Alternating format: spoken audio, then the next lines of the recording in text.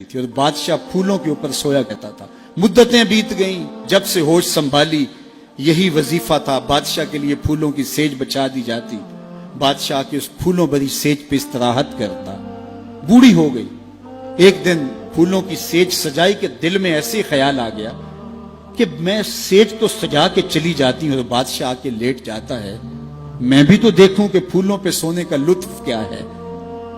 तो वो अपनी कमर सीधी करने के लिए फूलों की सेज पे लेट गई। सारे दिन की थकी हुई थी, आंख लग गई। बादशाह वक्त पे अपने कमरे में दाखिल हुआ तो उसने देखा कि एक लोंडी उसकी सेज पे सोई हुई है। बड़ा गुस्सा आया। बादशाहों की गैरत होती है, उस गैरत की वजह से उसने जल्लाद को बुलाया, इसे उठाओ, उल्टा लटकाओ और इतना मारो कि इसकी जान निकल जाए, बाकी लोंडियों गुलामों को पता चल जाए कि बादशाहों की सेज कितनी मुकद्दस होती है। उस लोंडी को वहां से दबोचा गया, उल्टा लटका दिया गया और जल्लाद कोड़े मारने लगा। वो रोती, चीखती, चिल्लाती।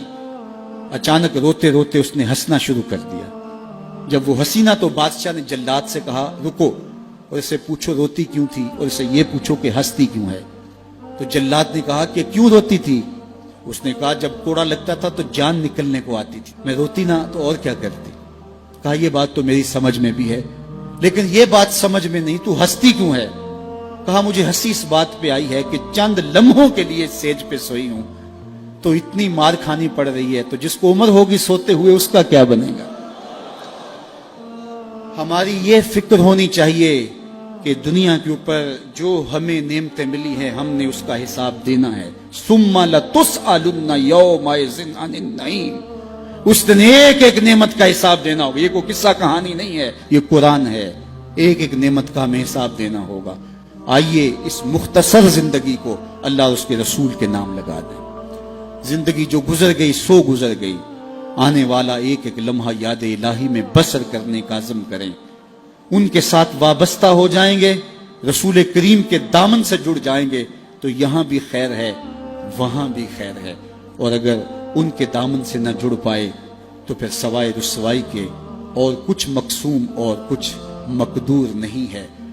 आज का मुस्तफ़ाई इज्तिमा नौजवानों को, पूरी दुनिया के ऊपर सुनने वालों को यही मैसेज देता है कि हुजूर के साथ अपनी वाबस्तगी को, अपनी दिल बस्तगी को, अपने ताल्लुक के खातिर को मजबूत कर लो।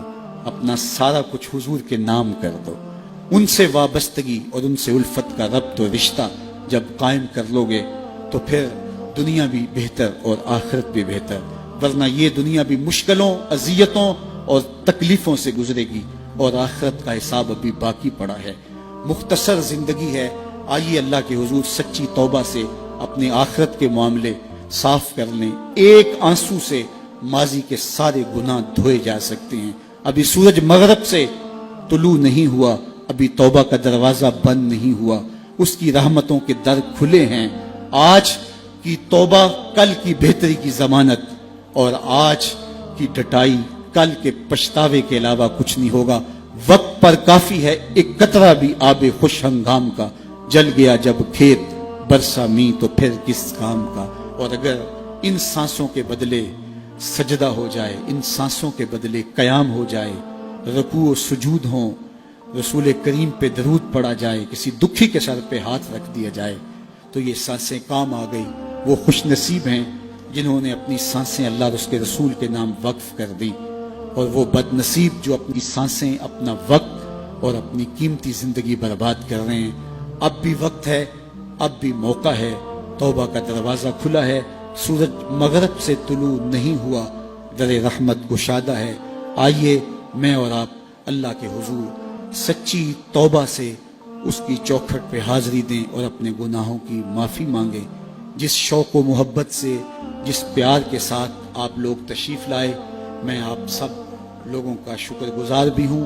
काफिलों को तरतीब देना, फिर ज़िम्मेदारी के साथ यहाँ तक ले करके आना, ये एक कठिन काम था और इदारतुल मुस्तफ़ा के ज़िम्मेदारान ने पाकिस्तान के मुख्तलिफ शहरों में मेहनत करके काफिला साजी और फिर यहाँ तक उनके पहुँचाने में जो मुशक्क़तें सही, अल्लाह उसका उन्हें अजर अता फरमाए।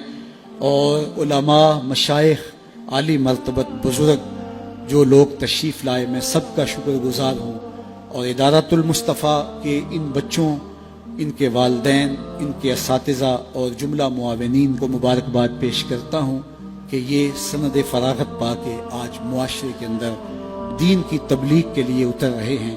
اللہ ان کی مدد کرے۔